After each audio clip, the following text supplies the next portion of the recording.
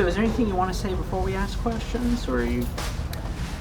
Not particularly. I mean, there is a lot of stuff that, getting into too many details that Mr. Lakey went over before. I can't go into too many details on that, but I'll answer to the best of my ability. All right. So I wanted to make sure that I understood everything correctly. What was voted on tonight that is separate from the Doe's case? Because I know there was like another settlement for a minor in the Doe's case, but that's not the same thing. Am I right? This is a separate group of victims that have similar circumstances to the initial group, so it felt appropriate to kind of work them together in this meeting tonight as kind of a lump sum, because they're really similar situations in their cases. Okay. So is this something that this particular settlement, is this the first time we're hearing about it in the public, but it has been, I guess, an executive session prior to that?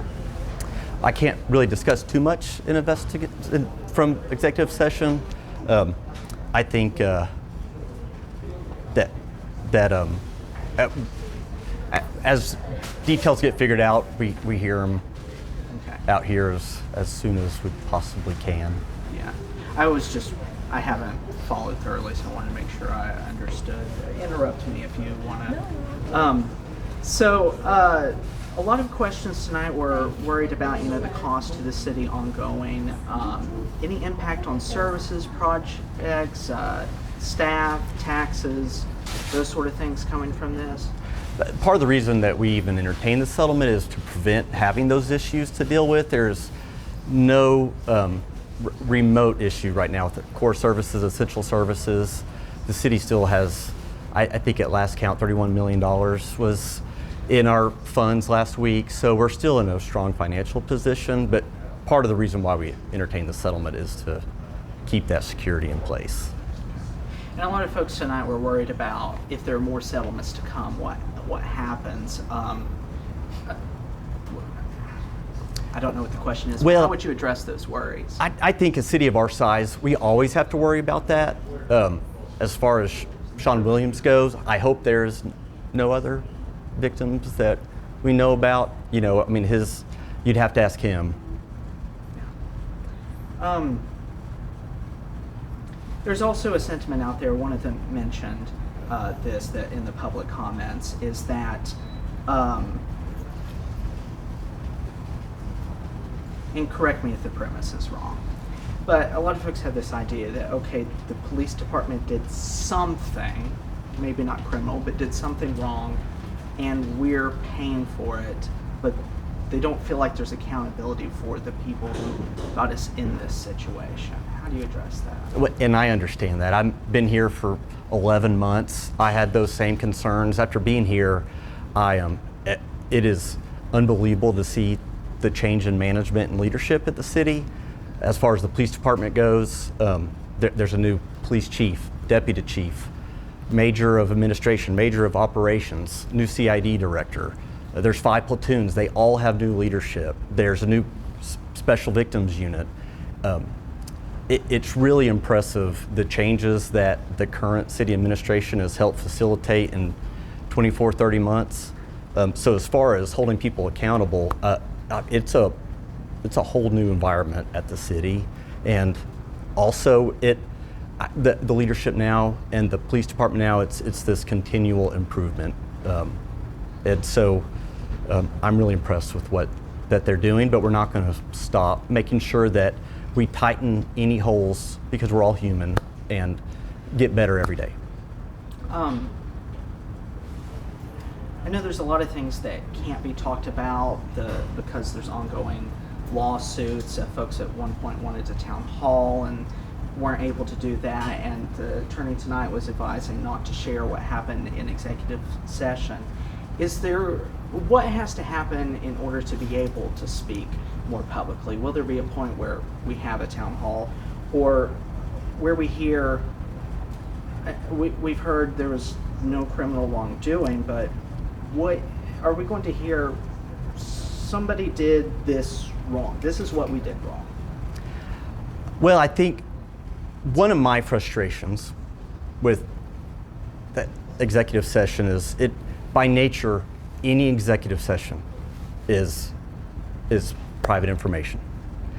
And when you keep repeating that, it makes it sound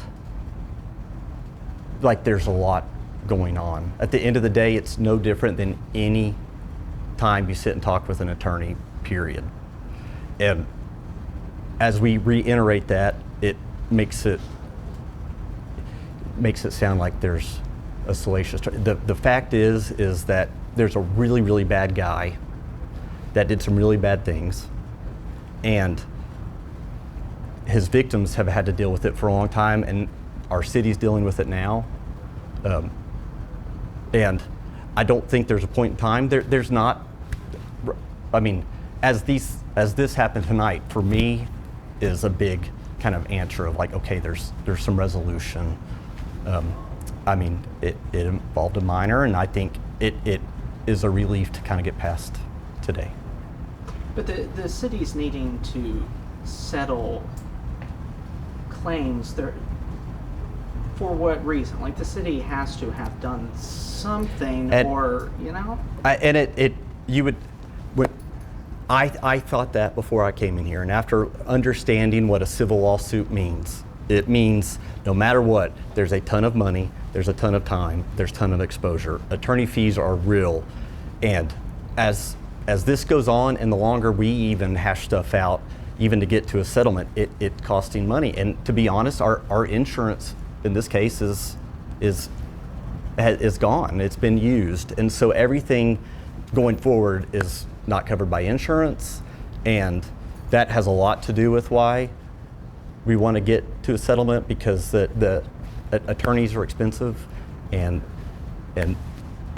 public litigation can be difficult for all parties involved. Just to go more narrowly on that, will there be a town hall at some point, and what would have to happen for that to happen? I don't know that we're prepared. Yeah, and I will say one, town hall's tough. Or I guess to be able to, even more generally, to be able to talk more openly, what do we have to get past? Or is that ever going to? You know, it's not fair to the victims, you know, and we can't, you know, it's their information to share for the most part. We're here just being stewards of our community and our taxpayer funds and making sure that our police department can operate at the highest level. So who proposed the settlement first, the plaintiffs or the city? That is more of an executive session question, but we've heard it tonight, and so this is the first time we've really gotten to discuss it together.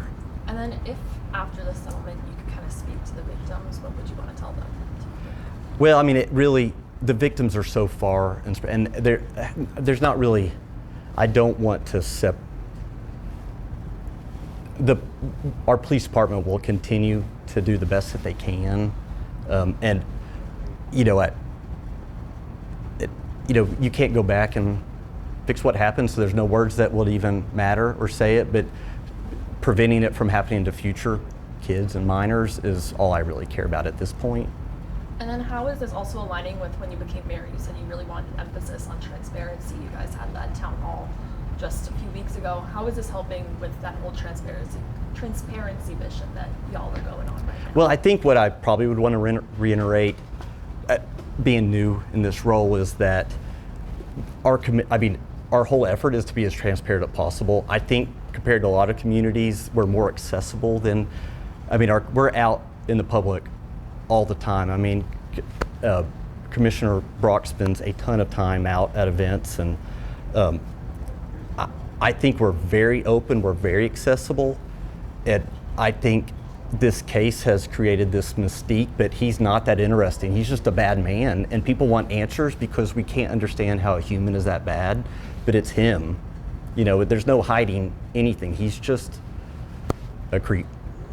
And then with also, I understand that since this is an ongoing lawsuit, like you said, there's some stuff that you can share, there's some that you're not, that you can, how are you going to keep that up with kind of these legal parameters as well? Well, I think we really rely on our attorneys. I'm not an attorney. I'm here to represent our citizens and really be the voice and make, they've elected us to try to make the best decisions we can to represent them.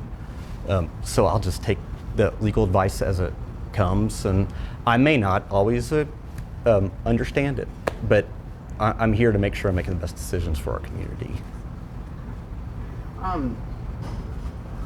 Sorry, I'm trying to figure out how to phrase what I'm wondering here. Like, is the situation that because there are active lawsuits, we can't talk about, things that we can't be as open as we'd like to be, and once all that's over, we'll be able to be more open, or are we not able to be open about this at any point in the future? I don't think it has anything to do with this particular case. I just think anytime there's an attorney-client relationship, it just can't be disclosed. Well, we have a duty to victims. It's an awful lot of the information is not stuff we should be sharing. I mean, most of the stuff, I really don't want to get into anything. Yeah. But the victims have had trauma, and that's not our business to share. We're here to represent the citizens as best we can, and to ensure to our citizens that we're holding the police department accountable and growing and getting better every day. Yeah, and I guess that's my main question is not about the victims, but holding the police department accountable for what? I think we all need accountability in our lives. So when I say accountability, it's nothing more than just having somebody that is communicating, making sure that we have the resources allocated that need to be there, make sure they're not shorthanded, ask the questions, what do you need to be a successful police department, and make sure that the commission is allocating that as best we can and appropriately. And I could just tell you, being here, the police department that I see is top notch, and we're going to ask them to get better every day. So I don't know what else to say about it, except the City Hall looks a lot different than it did 4 or 5 years ago. Not that it's grown a lot.